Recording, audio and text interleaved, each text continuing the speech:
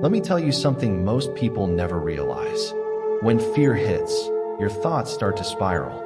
But the voice that talks you into fear is the same voice that can talk you out of it. That's right. Your own voice, calm, kind, and wise, is the best tool you've got. The authors of Outwitting Our Nerves saw this over and over again. People didn't need to be fixed. They just needed better inner dialogue. So here's what to try the next time fear shows up at your door. Step 1. Name it.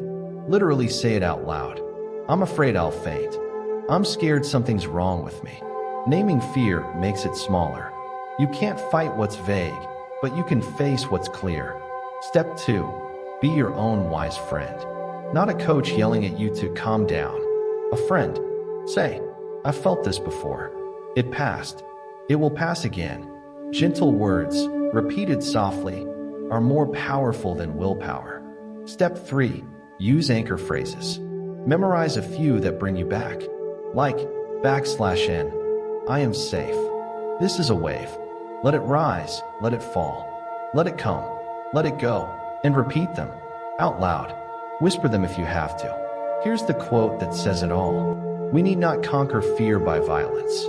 We can quiet it by truth. So today, talk to yourself with truth, with kindness, with calm. In our next video, we'll learn how to make peace with discomfort instead of fearing it.